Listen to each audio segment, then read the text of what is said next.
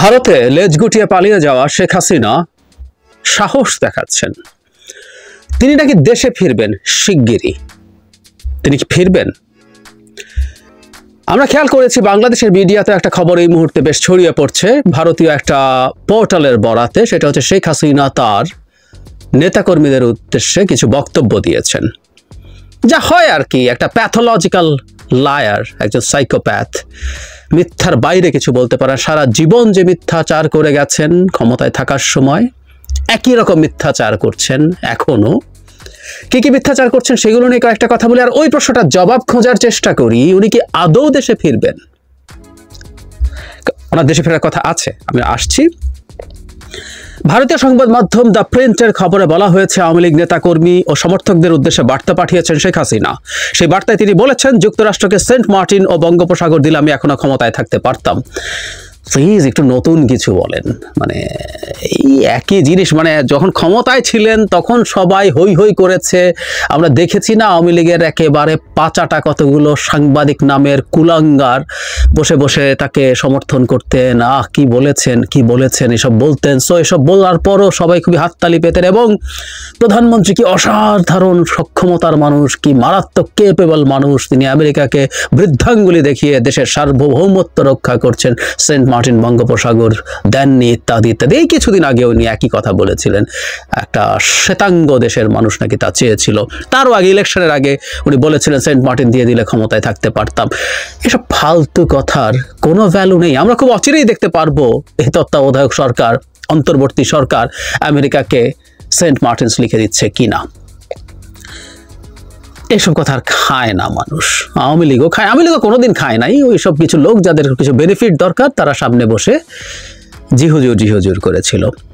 হাসিনার পাঠানো বিবৃতিতে বলা হয়েছে, আমি পদত্যাগ করেছি কারণ লাশের মিছিল আমি দেখতে চাইনি। তারা শিক্ষার্থীদেরও লাশের ওপর দিয়ে ক্ষমতায় আসতে চেয়েছিল, আমি তার অনুমতি দেইনি। প্রথম কথা হচ্ছে আমি পদত্যাগ করেছি, শেখ হাসিনা পদত্যাগ করেছেন, অথচ ওনার কুলঙ্গার পুত্র বলছেন অনেক রকম ধানাই পানাই কথা শেষে রয়টার্সকে বলছেন তার মানে কি পদত্যাগই করেননি, এবং তিনি ভ্যালিড প্রধানমন্ত্রী, যেটা কোর্টে গিয়ে তারা এটাকে চাইলে, মানে কোর্ট এটাকে চাইলে তাদের এই সরকারকে ভ্যালিডিটি দেওয়া সম্ভব, অথচ তিনি তো বলছেন পদত্যাগ করেছেন।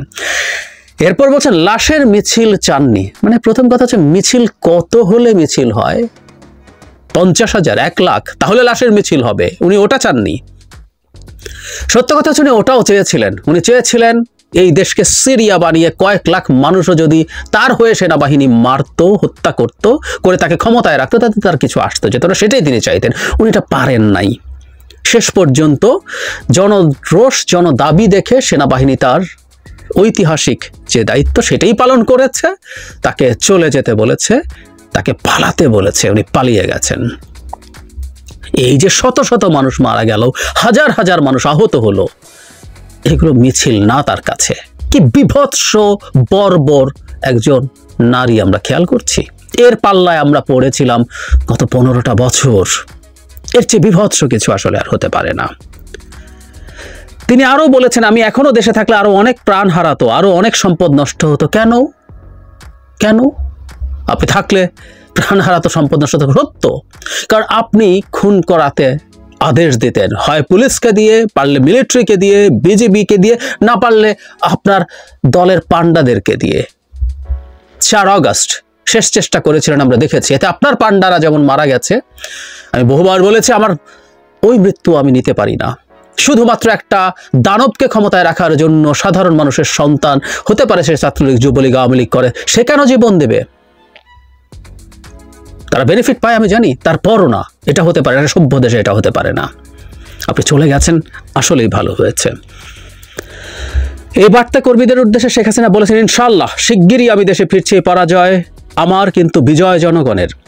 উনি দেশে ফিরছেন কিনা শেষ অংশে কথা বলবো। মানে পরাজয় উনি স্বীকার করছেন, বিজয় জনগণের। বিজয় জনগণের, এবং এর মধ্যে আওয়ামী লীগ নাই। পরাজয় আপনি এবং আপনার দল আওয়ামী লীগের। আওয়ামী লীগ বলতে আমি সাচ্চা কিছু আওয়ামী লীগ, আর আমি মাঝে মাঝে দেখি যারা এই ডাকাত, এই বর্বর আওয়ামী লীগকে তারা যেভাবে ক্ষমতায় আছে সমর্থন করতো না, যারা আওয়ামী লীগের হালুয়া রুটি খায়নি, তার বাদে আর সব আওয়ামী লীগ যারা সরকারের সাথে ছিল, তাকে সমর্থন করেছে, কোনো না কোনো ফর্মে বেনিফিট নিয়েছে, এটা আপনি এটা সবার। হ্যাঁ, বিজয় তো জনগণের বটেই। আওয়ামী লীগ যেখানে পরাজিত হয় সেটাই জনগণের বিজয়। চোখ বন্ধ করে আমরা যদি বলে আওয়ামী লীগ পরাজিত হয়েছে, বাকি কথাটা বলতে হয় না, এটা বিজয় জনগণেরই। আপনারা খেয়ে দিয়ে ছেটিয়ে বিদায় করে দিয়েছে। তিনি আরও বলেছেন, আমি নিজেকে সরিয়ে নিয়েছি, আমি আপনাদের বিজয়ের মাধ্যমে এসেছি, আপনারা আমার শক্তি ছিলেন, এরপর আপনারা আমায় চাননি, আমি সরে গেছি এবং পদত্যাগ করেছি, আবারও পদত্যাগ করেছি বলে জানিয়েছেন। জনগণ চায়নি, পদত্যাগ করেন নাই। আসলে আপনার ঘাড় ধরে পদত্যাগ করানো হয়েছিল। লিস্ট সভ্যতা থাকলে আপনি বহু আগে পদত্যাগ করতেন, বহু আগে। নিদেন পক্ষে 18 সালের রাতে ব্যালটে সিল মারার পর, আপনি তো সিল মারিয়েছেন, আপনি আর কি করবেন? নির্লজ্জ তত্ত্ব সীমা থাকা দরকার। আপনি পদত্যাগ করেননি, ঘাড় ধরে পদত্যাগ করানো হয়েছে। শেখ হাসিনা আরও বলেন, আমার কর্মীরা যেখানে যারা আছেন কেউ মনোবল হারাবেন না, আওয়ামী লীগ আবার দাঁড়িয়ে উঠবে।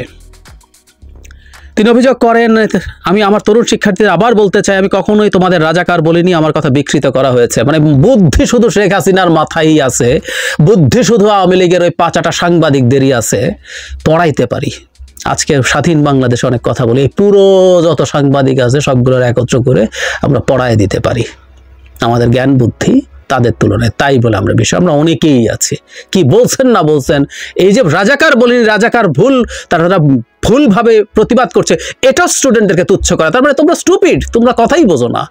শেখ হাসিনা কি বলছে না বলছে, তাই না? আপনি প্রকারান্তরে এত হাজার ব্রিলিয়ান্ট স্টুডেন্টদেরকে আপনি স্টুপিড বলছেন যে তারা শেখ হাসিনার বক্তব্য বোঝে না। ওই যে বললাম, ওই গদিতে ওইভাবে থাকলে সবার চাটুকারি, তাই মনে হয় পৃথিবীর যাবতীয় জ্ঞান বুদ্ধির আধার হচ্ছেন শেখ হাসিনা। পতনের পর এগুলো বিশ্বাস করতে এখন আর ইচ্ছা হয় না। যাই উনি দেশে আসছেন কিনা, উনি দেশে আসুক তো আমরাও চাই। আমি প্রথমেই যে ভিডিও করেছি যে ভারত সরকারের প্রথম কর্তব্য হবে শেখ হাসিনাকে বাংলাদেশে প্রত্যর্পণ করা। বাংলাদেশের সাথে আসামি প্রত্যর্পণ করার চুক্তি আছে, তাহলে আমরা যদি শেখ হাসিনার বিরুদ্ধে একটা মামলা করি তাহলে উনি অফিসিয়ালি আসামি হয়ে যাবেন। ওনার বিরুদ্ধে যে কত মামলা হতে পারে দেশের বাইরে, ইন্টারন্যাশনাল ক্রিমিনাল কোর্টের প্রসিডিওরও শুরু করা দরকার। এই আটার ক্রিমিনাল যিনি অনেকগুলো ভয়ঙ্কর মানবতা বিরোধী অপরাধ করেছেন। এখন শুধু না, এন্টায়ার ওভার দ্য ইয়ার্স, বছরের পর বছর বিচার বহির্ভূত হত্যাকাণ্ড ঘটিয়েছেন, গুম করিয়েছেন, কাস্টোডিয়াল টর্চার করিয়েছেন, এগুলোই সবই বিচারযোগ্য। আর এইবারকার কথা তো বলাই বাহুল্য। আপনি আসলে আমরাও চাই, সত্যিই চাই, আমরাই দাবি করছি। আর উনি বলছেন আমি শিগগিরই আসবো, না উনি আসছেন না। যে মানুষ পালিয়ে যায়, উনি আগেও একবার পালিয়ে গিয়েছিলেন 1-11 সময়, পরে বেগম খালেদা জিয়া যখন দেশ ছাড়তে অস্বীকৃতি জানান তারপর উনি ফিরে এসেছিলেন। ওনার পালানোর টেন্ডেন্সি আসলে আছে। এবার আর আসবেন না, কারণ এবার উনি যা ঘটিয়ে গেছেন উনি জানেন ওনার কপালে কি আছে। কিন্তু তাহলে উনি বলছেন কেন? ওনার এই কথার উদ্দেশ্য কি?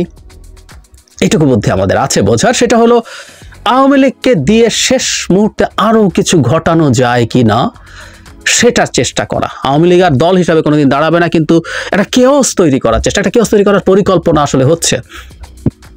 আমি সকালে যে ভিডিওটা দিয়েছি সেখানে আমি বলেছি যে হিন্দুদেরকে সামনে রেখে মিথ্যা ন্যারেটিভ, আই ডু রিপিট, মিথ্যা ন্যারেটিভ তারা মাঠে ছাড়ছে, হিন্দু সম্প্রদায়ের উপরে কমিউনাল হামলা হচ্ছে বলে তারা দাবি করছে। এটা একেবারেই মিথ্যা। আমাদের গুরুত্বপূর্ণ নিউজ মিডিয়া টেনে নিউজ করেছে, আমি সম্ভবত আলাদাভাবে এটা নিয়ে কথা বলবো।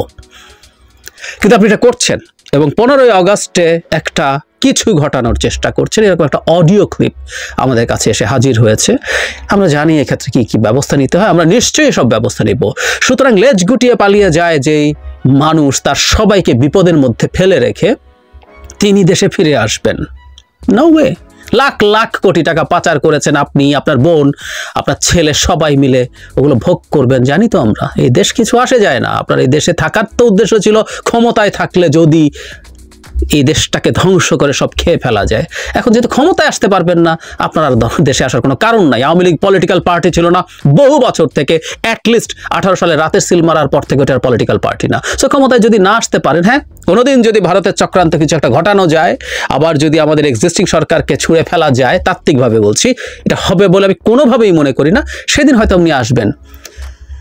কিন্তু এই সরকারের সময় বা পরবর্তীতে নির্বাচনের পর যে সরকার হবে উনি আসবেন না। উনি চাইছেন জাস্ট ওনার পান্ডাদের মনোবল একটু চাঙ্গা রাখা, যাতে ভারত এবং তিনি মিলে যে পরিকল্পনা করছেন বাংলাদেশকে ডিস্টেবিলাইজ করা, সেই পরিকল্পনাটাকে ভালোভাবে এগিয়ে নিয়ে যাওয়া যায়। সরি, একেবারেই সরি। যখন আমরা ভীষণ সতর্ক আছি, সেই সময় ভারত, শেখ হাসিনা আরও কাউকে নিয়ে তারা তাদের পরিকল্পনা নিয়ে মাঠে নামবে এবং সেটা সফল হবে, ইম্পসিবল। দিবা স্বপ্ন দেখছেন। আওয়ামী লীগেরও লোকজন যদি থেকে থাকেন, আপনারা এগুলো থেকে সরে আসেন। সরে এসে আপনারা এই দেশের নাগরিক হিসেবে যা যা অধিকার আছে ক্লেইম করেন, পলিটিক্যাল যা যা অধিকার আছে ক্লেইম করেন, এবং অবশ্যই শেখ হাসিনা এবং তার 14 পুরুষকে বাদ দিয়ে, ওই নামটা এমন হয়ে গেছে, আমি একদম ফ্রি একটা পরামর্শই আপনাদেরকে দিলাম।